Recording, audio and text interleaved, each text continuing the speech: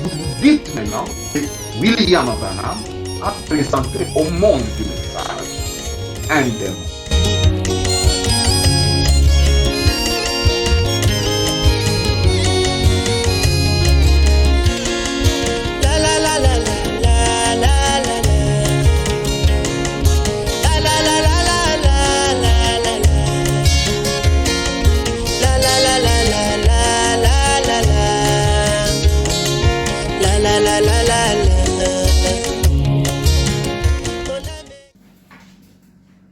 Shalom, peuple de Dieu.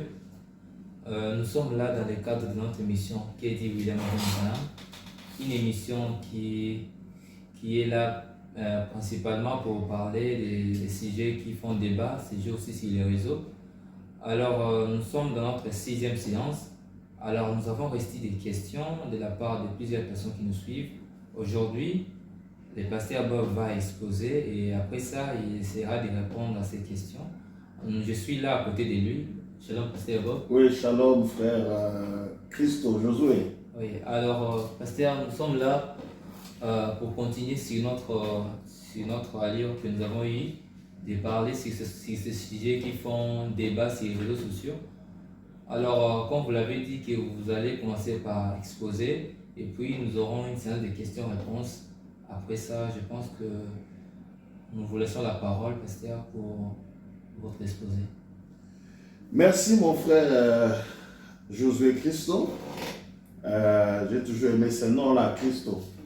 Que Dieu vous bénisse aussi. Amen. Oui. En fait, aujourd'hui, c'est une séance de questions-réponses pour répondre à certaines questions qui nous ont été posées sur notre sujet que nous avons exploité pendant un temps, qui est la racine du déséquilibre. Et au fait, quand je vais exposer, c'est juste prendre quelques citations que j'avais promises aux internautes et essayer de les lire et commenter un peu. Et puis, je vais me remettre à vous pour les questions. Si vous permettez, donc, j'ai mon fichier ici. J'aimerais donc l'exploiter. La fois passée, j'ai parlé d'une citation. J'allais lire une citation que je n'avais pas trouvée, parlant du corps de Jésus qui devait revenir sur la terre, parlant du même Jésus qui est monté dans la nuée. C'est le même qui devait descendre. Et si vous vous rappelez bien la fois passée, j'ai cherché cette citation, je ne l'ai pas trouvée. Eh bien, je l'ai aujourd'hui. Mais avant cela, je vais quand même lire un passage biblique qui montre qu'effectivement, Jésus était ressuscité. Parce qu'il y a des gens aujourd'hui qui ne croient même pas à la résurrection du corps physique de Jésus. Parce que pour eux, il faut carrément effacer l'homme Jésus. Donc, ils commencent même à l'effacer depuis la tombe. Donc, Jésus ne serait pas ressuscité. Mais avec la Bible ici, dans Luc 24, à partir du verset 13, on nous parle de disciples qui allaient à Emmaüs, ceux-là qui étaient déjà habitués avec Jésus, ils étaient ensemble avec lui, mais quelques temps après, quelques heures après, ils ne l'ont pas reconnu. Je vais lire le passage, et voici, ces mêmes jours, 2 disciples allaient à un village nommé Emmaüs, éloigné de Jérusalem de 60 stades, et ils s'entretenaient de tout ce qui s'était passé. Pendant qu'ils parlaient et discutaient, Jésus s'approcha d'eux et il fit route avec eux. Mais leurs yeux étaient empêchés de les reconnaître. Il leur dit, de quoi vous entretenez-vous en marchant pour que vous soyez tout tristes? L'un d'eux, nommé Cléopas, lui répondit, es-tu le seul qui séjourna à Jérusalem ne sache pas ce qui est arrivé ces jours-ci? Quoi? Leur dit-il. Ça, c'est Jésus qui pose la question. Et il répondit, ce qui est arrivé au sujet de Jésus de Nazareth, qui était un prophète puissant, en œuvre et en parole devant Dieu et devant le peuple. Et comment le principal sacrificateur et nos magistrats l'ont livré pour le faire condamner à la mort et l'ont crucifié. Nous espérions que ça serait lui qui délivrerait Israël. Avec tout cela, voici le 3e jour que ces choses se sont passées. Il est vrai que quelques femmes d'entre nous ont fait fort étonner, s'étant rendues le grand matin au sépulcre, et n'ayant pas trouvé son corps, elles sont venues dire que les anges leur sont apparus et ont annoncé qu'il est vivant. Quelques-uns de ceux qui étaient avec nous sont allés au sépulcre. Ils ont trouvé les choses comme le femme l'avait dit. Mais lui, ils ne l'ont pas vu. Alors Jésus leur dit, ô hommes sans intelligence et dont le cœur est lent à croire tout ce qu'ont dit le prophète, ne fallait-il pas que le Christ souffrit ces choses et qu'il entra dans sa gloire? Et commença par Moïse et par tous les prophètes, il leur expliqua dans toutes les Écritures ce qui les concernait. Lorsqu'ils furent près du village où ils allaient, il parut vouloir aller plus loin. Mais ils les pressèrent en disant, reste avec nous, car le soir approche, le jour est sur son déclin, et il entra avec eux, et il entra pour rester avec eux. Pendant qu'il était à table avec eux, il prit le pain, et après avoir rendu grâce, il le rompit, et il le leur donna. Alors, leurs yeux s'ouvrirent, et ils les reconnurent, mais il disparut de devant eux. Ils se mirent l'un à l'autre. Ils se dirent l'un à l'autre, notre cœur ne brûlait-il pas au-dedans de nous lorsque nous parlait en chemin et nous expliquait les Écritures? S'élevant à l'heure même, ils retournèrent à Jérusalem. Ils trouvèrent les 11 et ceux qui étaient avec eux assemblés, et disant, le Seigneur est réellement ressuscité, et il est apparu à Simon. Et ils rencontrèrent ce qui leur était arrivé en chemin, et comment il avait reconnu au moment où il rompait le pain, tandis qu'il parlait de la sorte, le même Jésus qui était sur la route d'Emmaüs, lui-même se présentant au milieu d'eux, elle leur dit, la paix soit avec vous. Saisis de frayeur et d'épouvante, ils croyaient voir un esprit. Mais il leur dit, pourquoi êtes-vous troublés? Et pourquoi pareille pensée s'élève-t-elle dans vos cœurs? Voyez mes mains et mes pieds, c'est bien moi. Touchez-moi et voyez. Un esprit n'a ni chair ni os, comme vous voyez que j'ai. En disant cela, il leur montra ses mains et ses pieds. Comme dans leur joie, ils ne croyaient point encore et qu'ils étaient dans l'étonnement, il leur dit, avez-vous ici quelque chose à manger? Ils lui présentèrent du poisson rôti et un rayon de miel. Il en prit et il en mangea devant eux. Puis il leur dit, c'est là ce que je vous disais lorsque j'étais encore avec vous, qu'il fallait que s'accomplisse ce qui était écrit de moi dans la loi de Moïse, dans le prophète et dans les psaumes. Alors, il leur ouvrit l'esprit afin qu'ils comprissent les Écritures. Voilà. Bel et bien, c'est clair, c'est scripturaire. Jésus était sorti de la tombe, s'il vous plaît. Les femmes qui sont allées l'embaumer n'ont pas trouvé le corps. Et il y a même un simulacre de procès. Les gens commençaient à dire on doit créer quelque chose pour dire qu'on avait volé, ses disciples sont venus la nuit voler son corps. Ce corps était sorti, William Branham dit que ce corps était sorti de la tombe, ressuscité dans un corps glorifié. C'est ce corps-là qui a été emporté par les nuées et pour lesquels il a été dit, le même Jésus que vous voyez partir dans la nuée reviendra de la même manière. Et nous avons dit, un corps physique emporté par la nuée, ces mêmes corps physiques devraient être ramenés par la même nuée. C'est ça la parole. Et l'écriture, la citation que j'allais lire la fois passée, c'est celle-ci, une expérience personnelle avec Dieu, du 20 juillet 54, paragraphe 41, nous lisons, « Je crois que le jour de la Pentecôte, le Consolateur, c'est-à-dire le Saint-Esprit, fut donné, lequel est l'Esprit de Jésus-Christ donné à l'Église, et Jésus vit dans son Église, dans son peuple ce soir, de même qu'il avait vécu avec eux dans un corps de chair. La chair a dû mourir afin de constituer un sacrifice pour nous ramener à Dieu par le rachat, pour subir la peine de mort à laquelle nous avons été condamnés.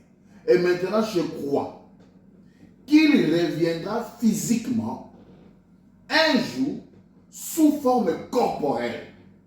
Le même Jésus qui était parti. L'Esprit sera retiré de l'Église pour retourner au corps de Christ et il reviendra sous une forme physique juste comme il était allé, le même Jésus qui mangeait, qui buvait, c'est lui qui a mangé le poisson là. Le même Jésus là qui mangeait là doit revenir. C'est pour dire que la nuée devait ramener un physique. C'est l'écriture que j'avais promise. Elle est là, je la termine. Le même Jésus qui mangeait, qui buvait avec et qui parlait avec ses disciples, je crois qu'il reviendra. Et je crois que c'est la solution aujourd'hui au problème du monde. C'est juste. Voilà la citation promise dans notre précédente émission que j'ai cherché, je n'avais pas trouvé. Elle est là. J'avais aussi promis d'autres citations sur entre les lignes. Parce qu'aujourd'hui, les gens qui bricolent les Écritures, ils essayent de justifier cela par le fait de lire entre les lignes. Non, la lecture entre les lignes ne peut pas contredire ou infirmer ou s'opposer à une écriture qui se trouve sur la ligne. Non. Mais elle va expliciter ou elle va faire concorder ce qui est sur la ligne. C'est pourquoi j'ai pris ces écritures, parce que je l'avais aussi dit, je crois, dans l'une des émissions, nous prenons dans démonologie, domaine physique, du 8 juin 53, paragraphe 27. Oh, j'ai lu entre les lignes, j'ai lu entre les lignes. Quelqu'un qui bricole, il fait sortir Jésus le diable, il dit non, il a lu entre les lignes. Alors qu'il y a des écritures qui disent que Jésus est Dieu. Et comment Jésus va devenir le diable? Non, le pasteur là ne sait pas lire entre les lignes. Ils ne comprennent pas le langage de Branham. Écoutez William Branham, paragraphe 27. Mais vos âmes ont été formées avant la fondation du monde. Quand Dieu a créé l'homme à son image, l'esprit de l'homme, non pas un homme à son image, mais l'homme à son image. Voyez? Et alors, il a fait mâle et femelle, avant même qu'il forme l'homme de la poussière de la terre. J'aurais souhaité avoir l'occasion, cet après-midi, de prendre notre temps et de revoir cela, simplement voir comment Dieu, eh bien, c'est entre les lignes. Mais quand on le voit, ça remonte et correspond parfaitement à ce qu'il y a sur la ligne. C'est que Dieu, là-bas au commencement, a fait là. Comment il s'est déplacé pour descendre vers la terre et comment il a fait l'homme à son image. Et ensuite, Dieu s'est transformé et a été fait à l'image de l'homme pour acheter l'homme. Voilà. La phrase, c'est quoi là? La phrase, relisons cette phrase. Eh bien, c'est entre les lignes, mais quand on le voit, ça remonte et correspond parfaitement à ce qu'il y a sur la ligne. Deuxième citation, le baptême d'eau prêché le 19 janvier 61, paragraphe 18. Eh bien, c'est de cette manière que la Bible est écrite, entre les lignes. Vous savez, la plupart des sermons, par exemple, Dieu ramena Abraham et Sarah jeunes, vous avez lu entre les lignes pour voir ce que disent les Écritures. Vous devez le savoir, mais cela ne s'écartera jamais de la ligne. Voyez-vous, entre les lignes ne fera que réunir les lignes et en faire une grande image. Dernière écriture de entre les lignes. Nous pouvons voir ça dans Jéhovah Jireh, prêché le 17 avril 59, paragraphe 23. Eh bien, comme je l'ai dit il y a quelques instants à propos du fait de lire entre les lignes. Mais si vous lisez entre les lignes et que vous essayez de faire dire à cela quelque chose de sorte, que ce qui est entre les lignes dit quelque chose de différent de ce que les lignes disent, alors la chose est fausse. Donc, votre entre les lignes dit que Jésus est le diable, alors que la ligne dit que Jésus est Dieu. Voyez? Non. Entre les lignes doivent confirmer d'abord la ligne, mais dire Jésus qui est Dieu, mais écoutez, il y a une écriture qui dit qu'il va changer de forme. Voilà. Donc l'entre les lignes ne contredit pas, ne dit pas, ne s'oppose pas à ce qui est sur la ligne. Mais aujourd'hui, c'est très grave. Mais je suis en train de bénir le Seigneur parce que je suis en train de voir, de percevoir que les enfants de Dieu, le prédestiné ne tombe plus dans ces pièges-là. Voilà, ce sont les quelques écritures que je voulais donner, puisqu'elles étaient promises. Et aujourd'hui, comme nous terminons le sujet, la racine, en fait, on ne peut jamais terminer, mais on a dit presque ce qui était dans le cœur du déséquilibre. Vous avez compris que cette racine, c'est le fait de manquer l'excellence de la révélation qui est Hébreux 13, 8. Quand on n'a pas ça, on est dans les déséquilibres. Et rester sur l'équilibre est très difficile, parce que les autres, en venant dans l'équilibre, soit ils vont dans l'extrême, les autres, quand ils veulent être dans l'équilibre, ils tombent aussi de l'autre côté. Alors, ça prend la grâce du Seigneur pour maintenir quelqu'un sur l'équilibre.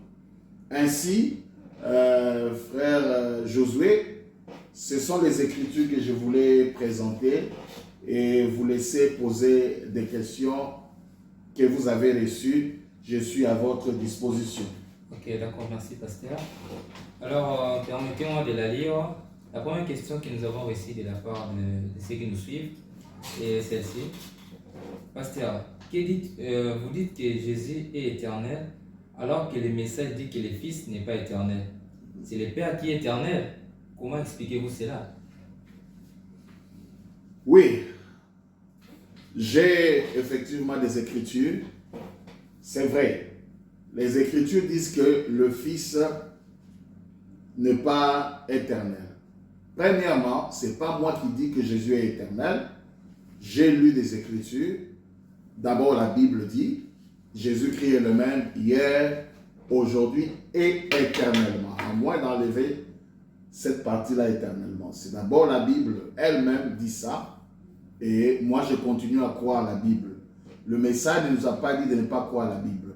Le message est venu parfaire et révéler la Bible. Alors, l'écriture que j'ai lue, je prends une écriture dans la perfection. C'est ce que j'avais lu aussi, prêché le 10 juin 56, paragraphe 12, il est dit, le temps c'est le petit maillon qui est de fait. Jésus existe d'éternité en éternité, mais il entre dans l'espace du temps, il a été fait chair, vous pouvez continuer. Jésus existe d'éternité en éternité. Donc, ce n'est pas moi. William Branham dit que Jésus existe d'éternité en éternité. Et comme je l'ai dit tantôt, l'entre les lignes ne peut pas supprimer la ligne. On doit d'abord accepter ce qui est sur la ligne, mais apporter une autre écriture pour clarifier cela. Alors, c'est vrai. Branham dit, le Fils n'est pas éternel. C'est ce que les gens disent. Et c'est ce que le message dit, et c'est ce que Branham dit. Et je peux lire même cette écriture, là où il est dit à plusieurs endroits, sur plusieurs endroits, mais je prends un endroit, c'est dans Attitude et qui est Dieu, prêché le 15 août 1950. Je prends au paragraphe 15. Et là, ce grand espace qu'aucun esprit humain ne peut se représenter, au-delà de cela, de cet espace, c'est l'éternité. C'est Jéhovah Dieu qui est là.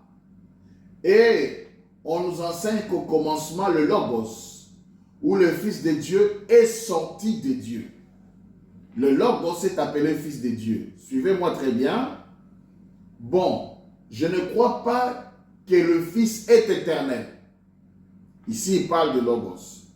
Il dit, je ne crois pas que le Fils soit éternel. C'est même insensé de mentionner une telle chose, que le Fils est éternel. Comment? Il avait la qualité de Fils éternel. Moyen, c'est même la qualité de Fils éternel. Comment as-tu pu être un Fils éternel? Il a dû avoir un commencement. Vous voyez?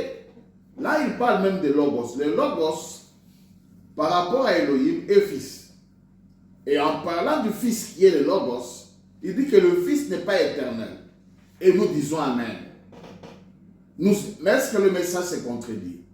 Là, il dit Jésus existe d'éternité en éternité. Mais écoutez, le Logos, là où il va préciser que le Logos, toujours dans la même brochure, était le Fils de Dieu. Dans l'attitude toujours qui est Dieu, le paragraphe qui suit, c'est le paragraphe 16. Donc, il était d'abord Dieu, Jéhovah, et de lui. Représentons-nous maintenant cela sous forme d'une petite scène, afin que vous puissiez le comprendre. Observez quelque chose sorti de l'espace, où il n'y a rien. Disons que c'est une petite lumière blanche comme une lumière mystique, comme un halo. Et c'était le Logos qui sortit de Dieu au commencement. C'était le Fils de Dieu qui sortit du sein du Père. Le Logos lui-même était le Fils de Dieu. C'était cela qui était au commencement. C'était la parole, et la parole était avec Dieu, et la parole était Dieu, et la parole était faite chair, et a habité parmi nous. Au commencement était Dieu, et puis de Dieu est sorti le Logos, une partie de Dieu. Le Logos était aussi une partie de Dieu. Mais une partie de Dieu dans laquelle tout Dieu s'était kénossé ou s'était voilé. Une partie de Dieu qui est sortie de Dieu. Donc le Logos est le Fils de Dieu. par rapport au raisonnement, si nous abordons mal le sujet, nous dirons que le Logos n'existe plus parce qu'il n'y a pas de Fils éternel.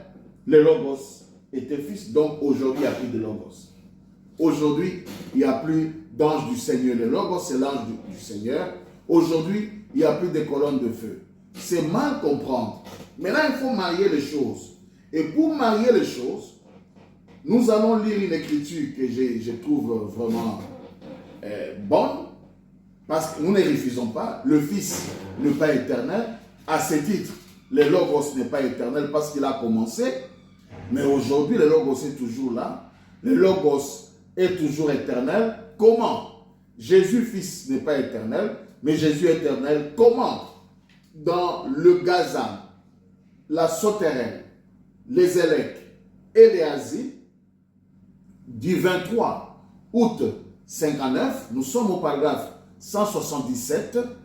Écoutez ce que le message dit.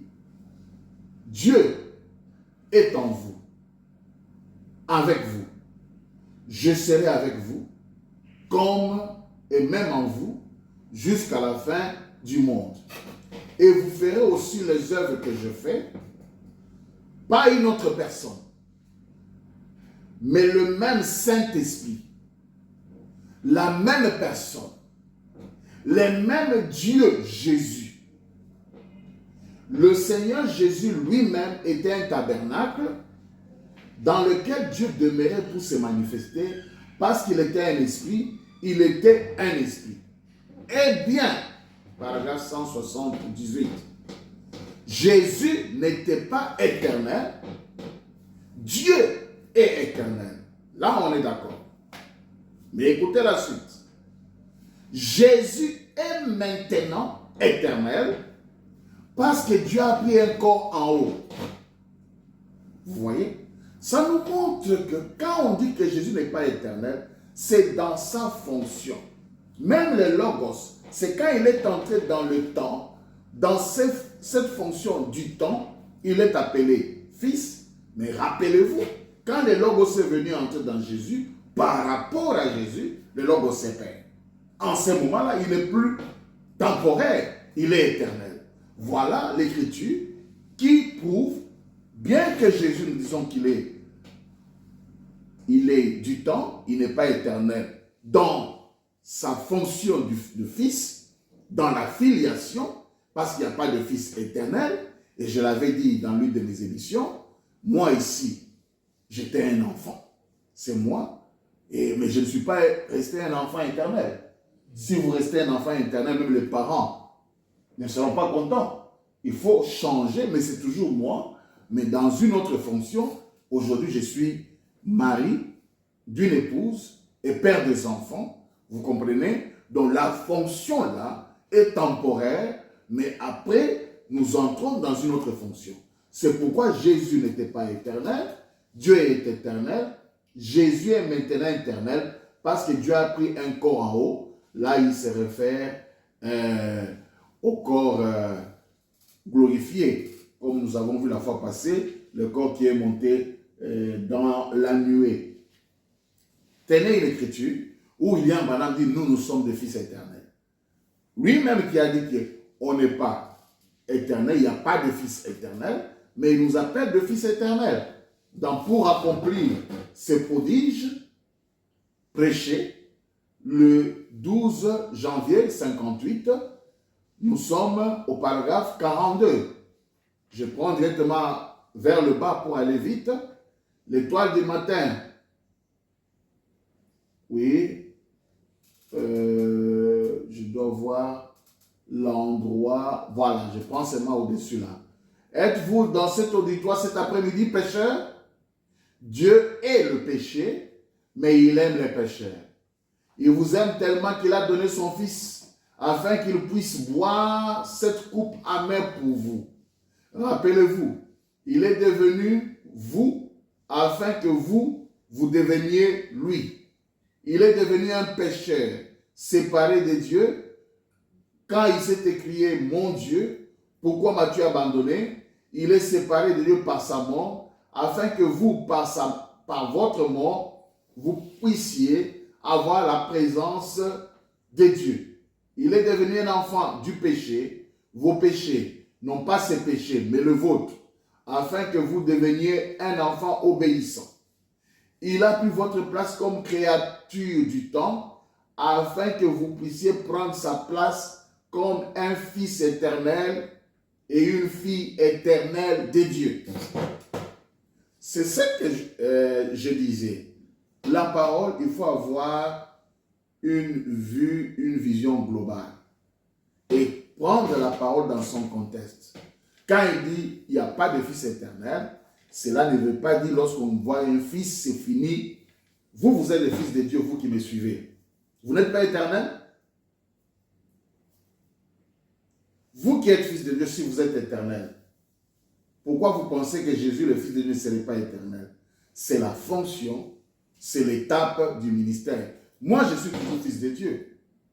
Nous tous, les véritables croyants, sommes des enfants de Dieu. La création attendait, avec un ardent désir, la manifestation de qui? De fils de Dieu. Et ces fils de Dieu ne sont pas éternels?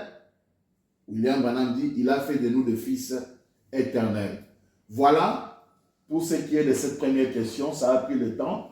J'espère que je me suis mieux fait comprendre.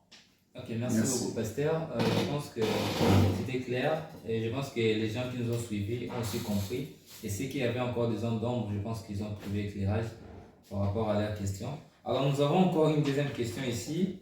Alors, un frère nous a écrit nous disant ceci. Nous avons suivi un prédicateur dire que la barbe qu'on a vue dans la nuée, c'est la barbe de Branham.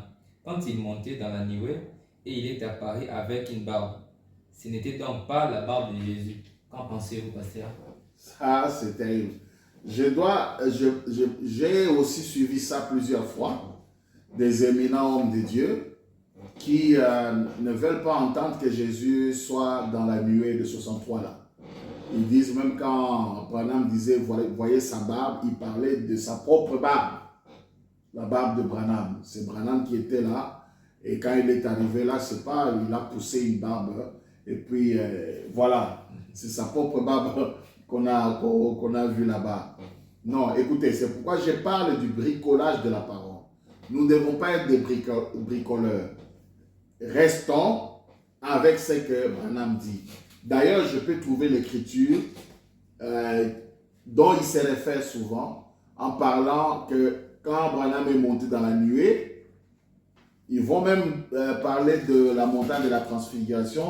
Le même Jésus qui était en bas, c'est le même Jésus qui était en haut. Donc la même chose, Branham qui était en bas, c'est Branham qui est allé dans la nuée. Voilà de telles comparaisons. Tout simplement du bricolage spirituel de la parole. Et pour certains, c'est la malhonnêteté spirituelle aussi. Voilà l'écriture dont ils font allusion. Il y a deux citations que je vais lire. Parce que pour s'attaquer à une chose, il faudrait prendre leurs arguments et leurs écritures ou leurs citations. C'est l'écriture du Seigneur. Quand je dis leur, c'est pour dire que cela vient d'eux. C'est la citation qu'ils ont citée, qu'ils ont donnée. Souvent, ils parlent de cette citation « N'ayez pas peur, c'est moi » du 23 janvier 61, paragraphe 14. William Branham est en train de parler de lui. Je veux lire, il est un saut.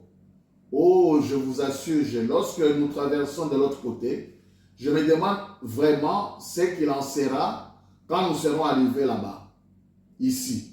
Un avion peut faire escale, quelqu'un à bord dit, frère Branham, je souffrais de telle maladie. Quand par ici à la gare, j'étais très loin au nord de la Colombie-Britannique. Je revenais d'une partie de chasse après une réunion et j'avais une barbe longue. Comme ça, Branham avec une barbe longue. Je n'avais pas pris bain depuis 4 semaines. Je puais comme un cheval et j'étais simplement, nous avions et un cheval là-bas au fond. Et nous devions donc rester tout le temps avec ces chevaux. Et je suis venu et j'ai tiré le panier de bas. Je portais un vieux chapeau affalé à cause de pluie et de la neige. Et ma moustache grisonnante était longue, comme ça. Et tout aussi sale que possible. Et nous nous sommes arrêtés à une petite ville appelée East Pines, très loin au nord de la Colombie-Britannique, sur l'autoroute Alocan. Et j'ai vu venir des Indiens portant des mocassins blancs et marchant comme cela, des mocassins blancs et marchant comme cela. Et j'ai vu une petite femme au visage rouge qui ne cessait de me regarder. Je ne sais pas si elle était une Esquimaude ou une Indienne. Elle a continué à me regarder comme ceci.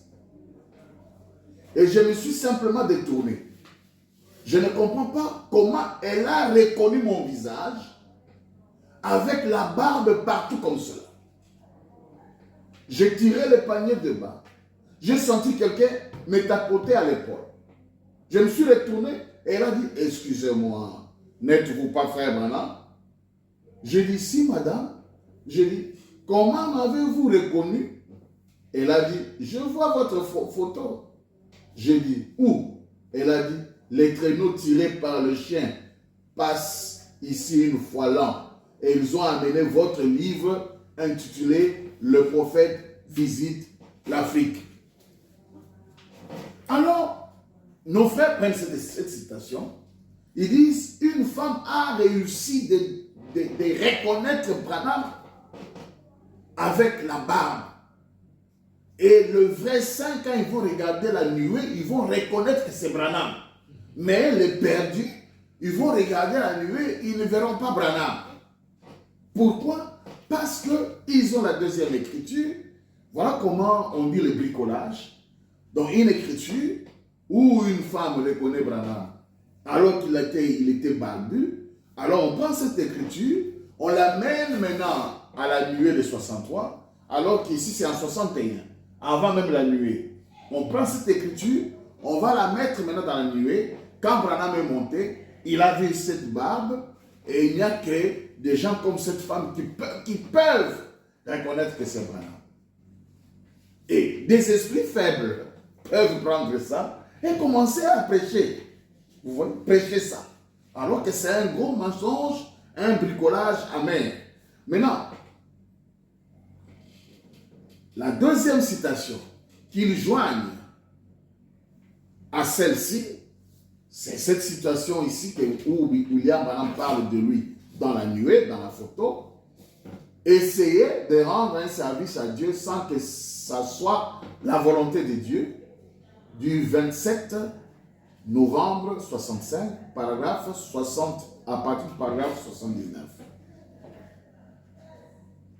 Ceci est dans le magazine Science, où ils ne comprennent pas, ils ne savent pas ce que c'est. À Tucson, à l'université, un de mes amis y est allé l'autre jour, et il en a parlé aux gens. Ceux-ci disaient, nous ne comprenons pas ce qui... Je lui ai dit, ne dites rien, ça ne servira à rien. Ne jetez pas vos perles au pourceau. Vous voyez, c'est pour l'Église, pour les élus, ceux qui ont été appelés à sortir. Vous voyez, et puis chacun venait en disant, frère Branham, je vois votre portrait ici, dans la photo. Frère Branham, je vois votre portrait ici. Je vois ceci. Vous savez, frère Branham prend la photo. Voilà de quel côté il a commencé à monter, tournoyer. En fait, là, c'est le côté droit. Vous vous rappelez tous, j'ai dit l'ange remarquable. Celui qui m'a parlé était à droite. Avant même que ça n'arrive. Vous pouvez continuer. Oui. Alors, on a vu Branham dans la nuée. Chacun, en regardant la photo, il dit, je vois Branham, je vois votre portrait. Je vois votre portrait. Bon, maintenant, de là, arriver jusqu'à dire que quand Branham est monté, parce que je l'ai dit déjà tout de suite, Branham était dans la nuée. On va le lire. Branham était dans la nuée. Mais cela n'exclut pas les autres citations où Branham dit que c'est Jésus qui est venu avec la nuée. On va lire cela. Alors, maintenant dire que c'est Branham qui est allé pousser la barbe blanche et que la barbe dont il parlait, c'était sa propre barbe, c'est ce que j'appelle vraiment du bricolage vraiment amer et malhonnête. Pourquoi? D'abord, reprenons les citations de Branham. Nous avons les deux Écritures sur lesquelles se fondent nos frères pour dire que la barbe qui était dans la nuée, c'est la barbe de Branham, Jésus n'y était pas. Écoutez dans quelle attraction sur la montagne. La fois passée, je vous avais demandé une chose, vous qui me suivez. En écoutant, vous avez lu les Écritures, les deux Écritures là. Prenons la troisième maintenant, où Branham parle de la même nuée. Mais la première, Branham parlait de la chasse, c'était en 61. Nous sommes ici, dans quelle attraction sur la montagne, nous l'avons lu, 147, il dit Jésus qui se tient là à nous regarder. En parlant de la nuée, il dit Jésus qui se tient là à nous regarder. Branham, nous voyons votre portrait. On va jeter quoi? On va prendre quoi? On va répondre à cette question. Nous sommes, j'ai entendu parler, maintenant je l'ai vu, nous l'avons aussi lu au paragraphe 209, il y avait là, il parle de la nuée, le Seigneur Jésus couronné, avec cette perruque blanche sur la tête, comme vous le voyez dans la Bible, dans Apocalypse 1er. Voilà.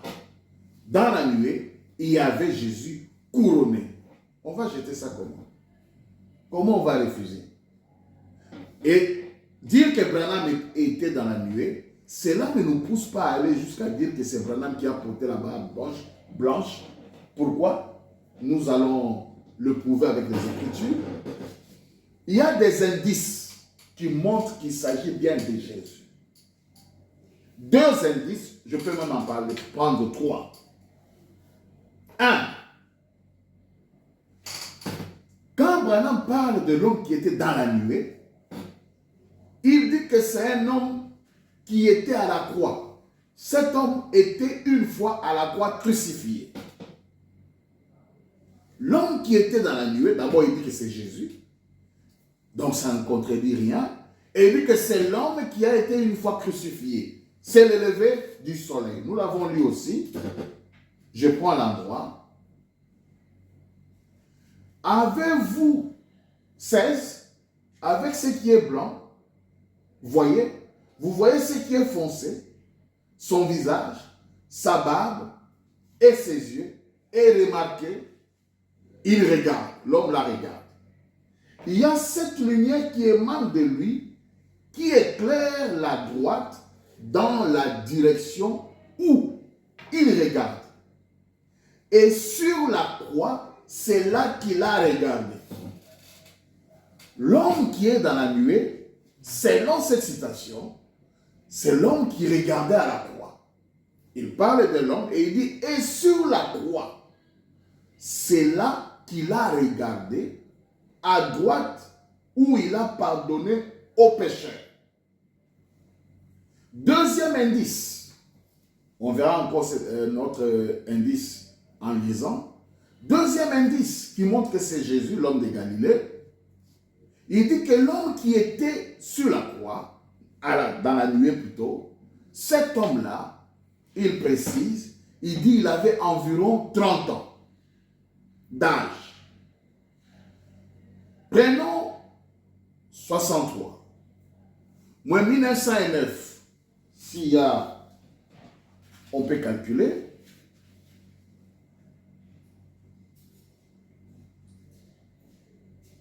Pour savoir Branham avait quel âge en ce moment-là. 1963, 1909.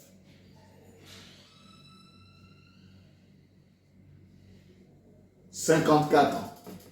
C'était l'âge de William Marion Branham. Quand la nuée est apparue, il avait 54 ans. Maintenant, William Branham dit que l'homme qui était dans la nuée, c'était un homme qui avait environ 30 ans. Deuxième indice. Troisième indice, l'homme qui était dans la nuée ressemblait à l'homme qu'il avait rencontré quand il était parti prier pour son père, c'est-à-dire cet homme ressemblait à Hoffman, à la peinture d'Hoffman. À ce que je sache, William Branham en 63 avait 54 ans et William Branham n'a jamais ressemblé à Hoffman comme tel. Hein? Ouais. Voilà. L'homme qui était dans la nuée ressemblait à Hoffman. Lisons.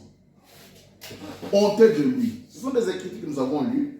Nous relisons pour une bonne compréhension et que cela reste. Du 11 juillet 65, paragraphe 35.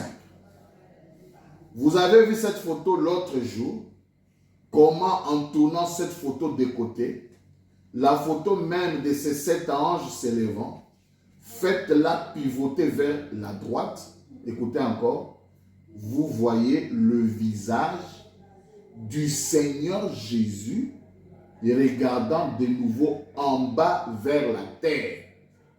Souvenez-vous, lorsque je prêchais le 7 âge de l'Église, je ne comprenais pas pourquoi Jésus se tenait là avec une blanche sur la tête.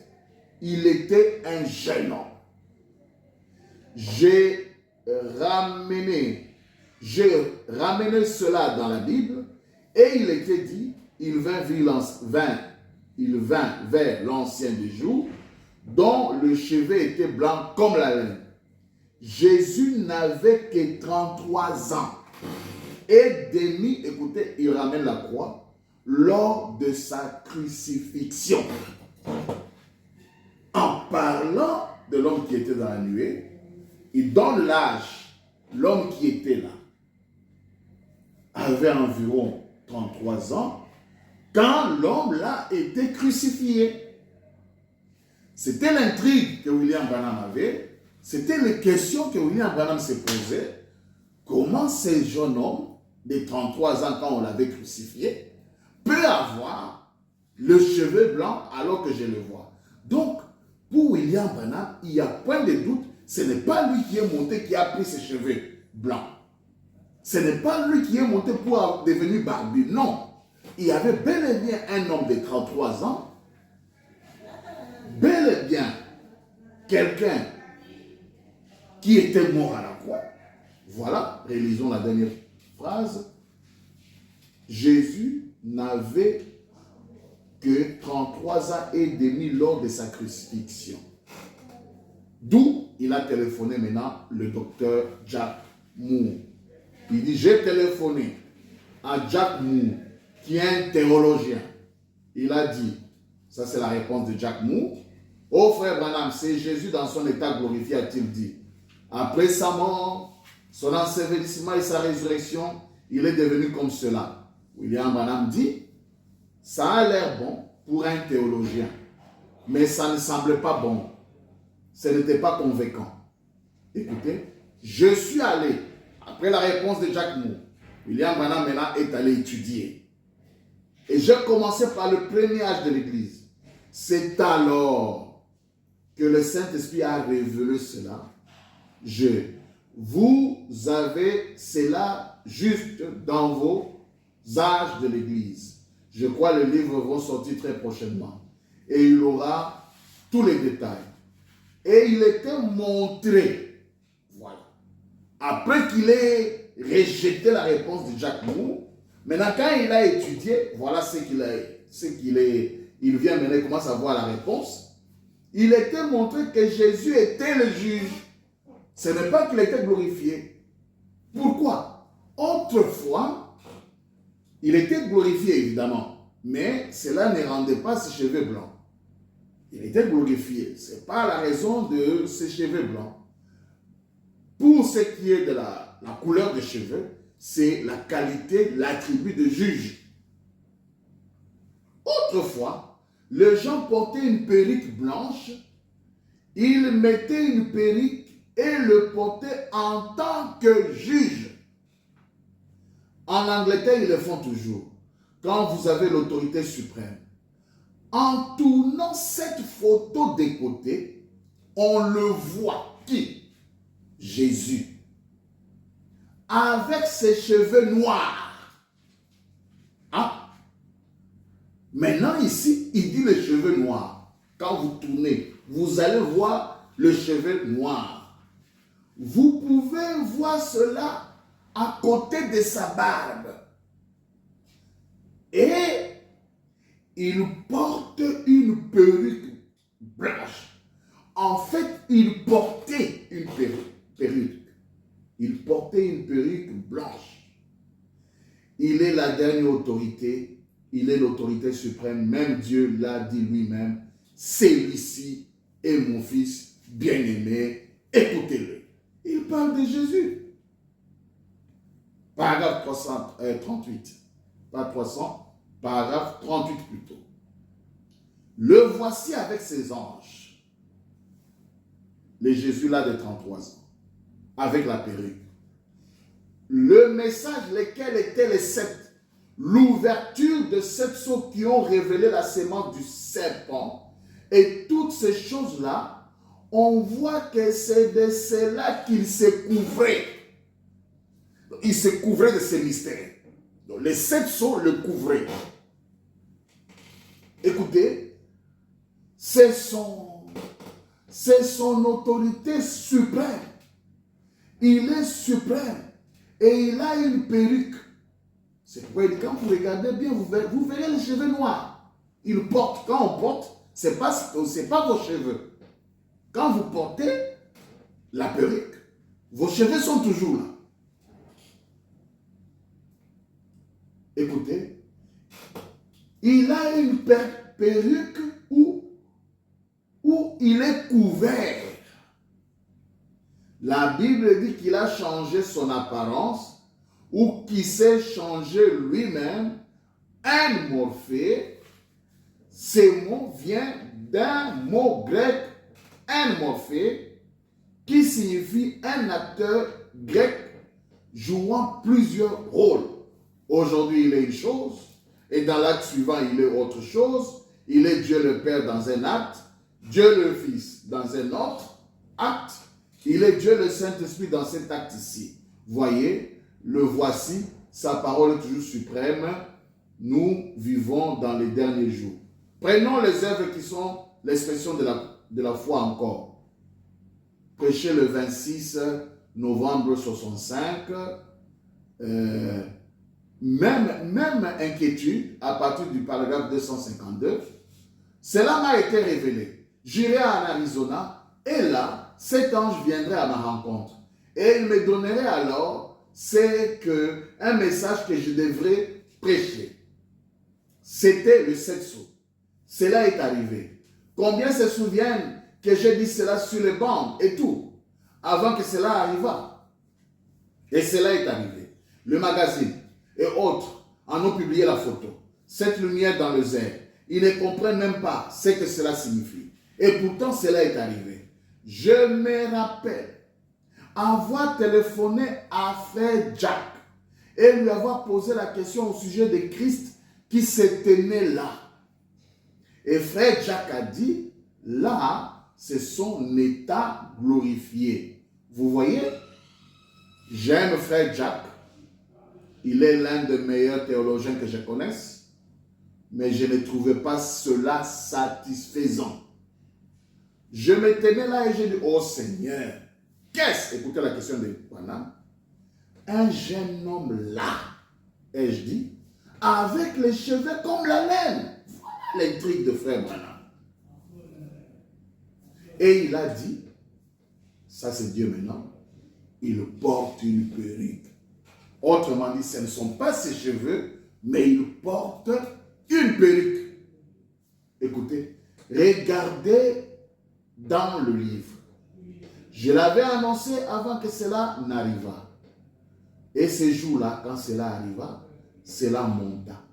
Et alors, tournez cette photo de côté. Si vous avez le magazine Look ou le magazine Life, tournez-le de côté. Il est là. Qui? Écoutez celui qui est là. Il est là. Qui? Tout aussi parfait que la tête d'Hoffmann. L'homme qui est là, hein? Nous avons donné les indices. C'est un jeune de 33 ans. L'homme qui est là était à la croix parce qu'il regarde juste à la direction où il a regardé quand il était à la croix. L'homme qui est là est aussi parfait, ressemblant à la tête de Christ d'Hoffmann, l'homme qu'il avait vu quand il priait dans la vision, quand il priait pour son Père, regardant en bas. Alors comment on peut dire que ce n'est pas Jésus? Comment? Par quel esprit, nos amis? On ne peut pas soutenir Dieu avec le mensonge. Comment? Là où on dit que c'est Jésus, c'est Jésus. Là où il dit que c'est l'homme de 33 ans, c'est l'homme de 33 ans. Là où on dit que il est venu, il n'avait pas les cheveux blancs, en fait, il portait une perruque. Il portait une perruque.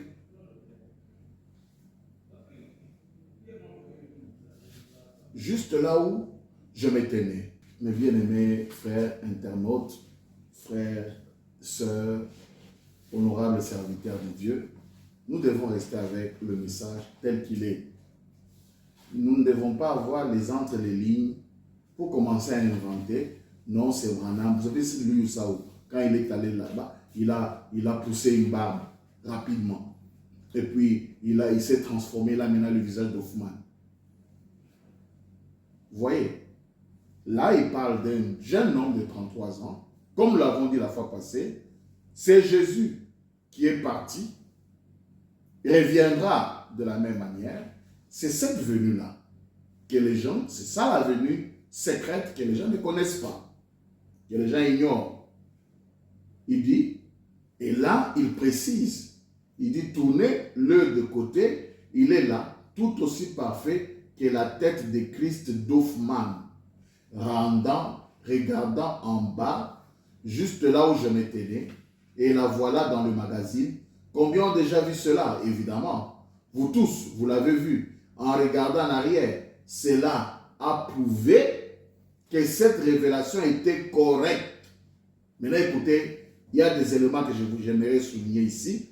Pourquoi porte-t-il une perruque? La nourriture spirituelle, au temps convenable, du 18 juillet 65, paragraphe 78.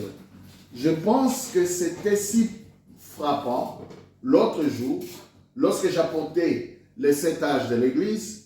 Pour commencer, je n'arrivais pas à comprendre comment Jésus pouvait se tenir là avec ses blancs sur lui comme cela. Il est dit, ses cheveux étaient blancs comme de la laine. Je ne pouvais pas comprendre comment un homme de 33 ans pouvait avoir des cheveux blancs comme neige. Je fis appel à un bon théologien, un théologien pentecôtiste, un bon et cher ami. Eh bien, c'était frère Jacques Moore. C'est un homme brillant et intelligent. Il dit, frère Branham, c'est Jésus glorifié. Tel était son aspect après avoir été glorifié. Non, je ne pouvais pas croire cela. Non. Je dis bien, merci frère Moore. Un jour, en tournant cela à droite, j'ai regardé, là était Jésus-Christ. D'abord, mettons-nous d'accord. Quelle que soit la personne qui était là, disons d'abord Amen, là était Jésus-Christ. Si vous dites que c'est Branham qui a poussé la barbe, alors reconnaissez que Branham est Jésus-Christ. D'accord? Parce que la personne qui avait la barbe là s'appelle Jésus-Christ. Et reconnaissez que Branham a eu le visage d'Hoffman, le visage que vous déchirez aujourd'hui, ou bien vous insultez aujourd'hui, appelez le diable. Vous voyez? Alors, là était Jésus-Christ, tout aussi parfait que Hoffman l'avait peint. Il se tenait là portant une perruque blanche, regardant en bas vers la terre, montrant qu'il est l'autorité suprême. Le ciel le déclare, la Bible le déclare, le message le déclare. Tout cela, c'est la même chose. L'autorité suprême portant la perruque blanche. Vous voyez bien sa barbe noire en dessous? Voilà, et en bas, le voilà, tout aussi parfait que c'était comme si on l'avait photographié. 86, ça me fait du bien, paragraphe 86. La première fois que je l'ai vu, c'est là quand il priait pour son père. Voilà. L'homme qui était dans la nuée, il dit la première fois que je l'ai vu. Bon, alors disons-nous, soyons un peu sérieux. Donc, quand il a prié pour son père, il s'est vu lui-même. Il a vu quelqu'un, il a appelé Jésus, il a attendu. Il dit maintenant, en parlant de l'homme de la nuée, il fait référence à la vision où il avait eu la peinture d'Hoffman, où il avait sorti le visage d'Hoffman. La première fois que je l'ai vu, il ressemblait à la tête de Hoffman. Je n'avais jamais vu cela auparavant.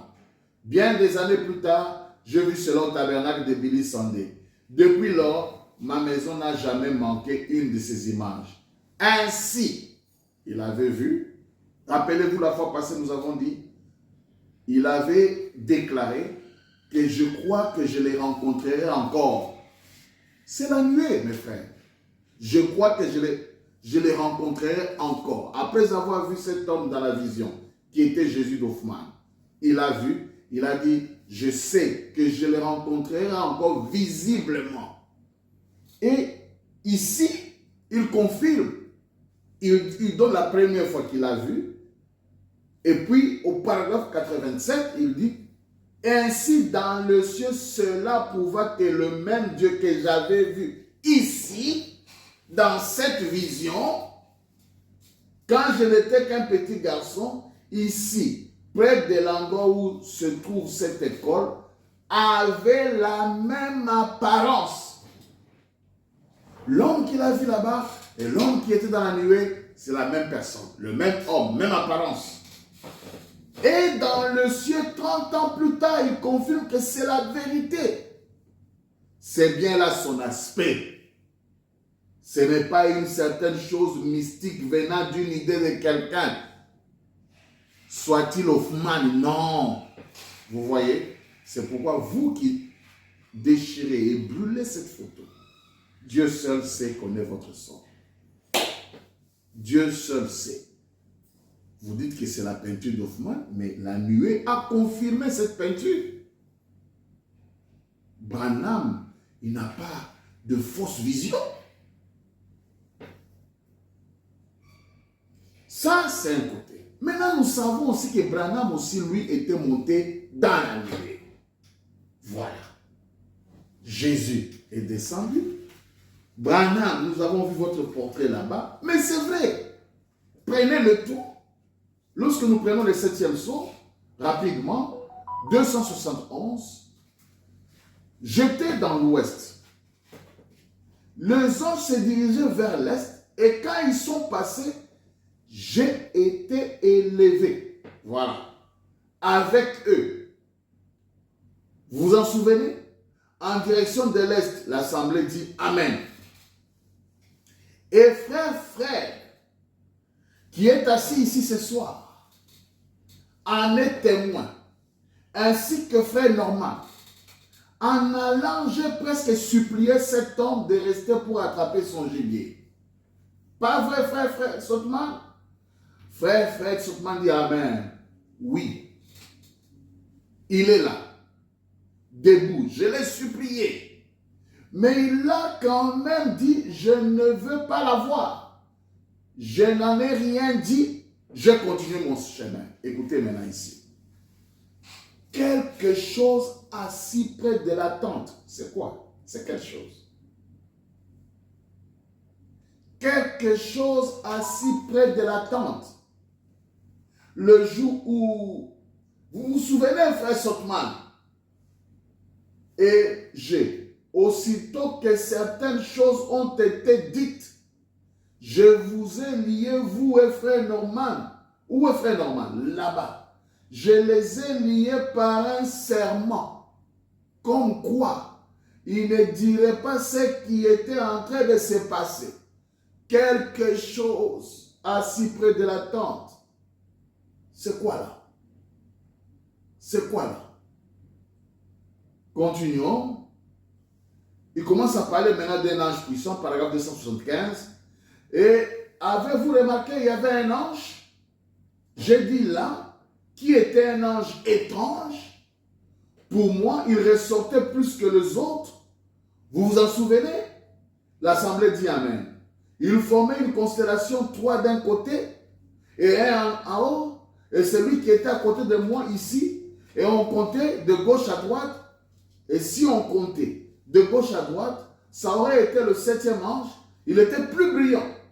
Il avait plus d'importance pour moi que tous les autres. Vous vous souvenez? J'ai dit, il bombait la torse. Comme ça. Il volait en direction de l'Est. Vous vous souvenez? Comme ça. J'ai dit, cela m'a enlevé, m'a élevé. Vous vous en souvenez? Amen.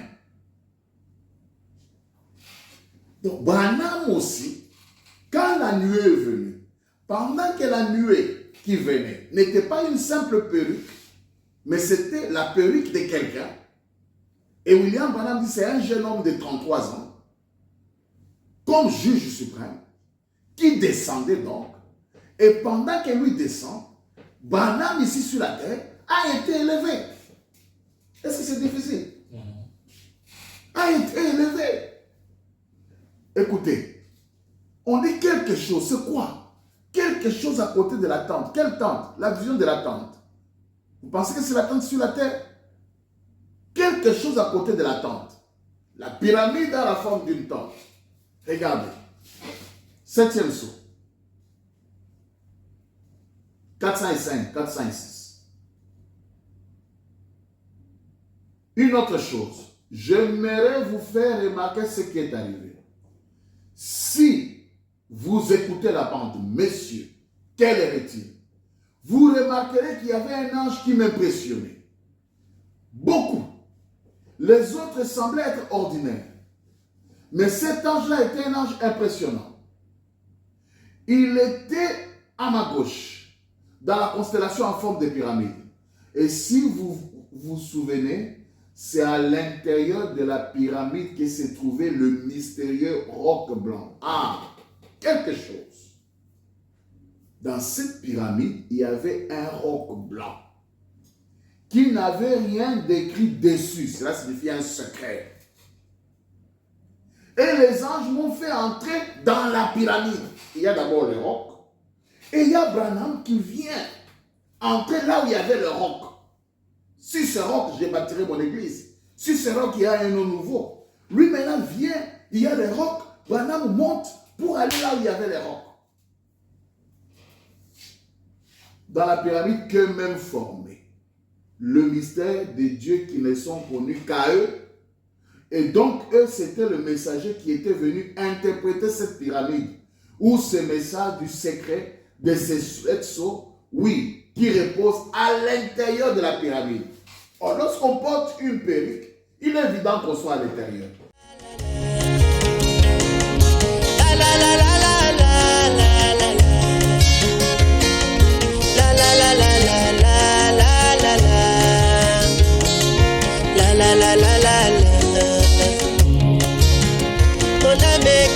Alléluia, gloire à ton nom. On a vécu, alléluia.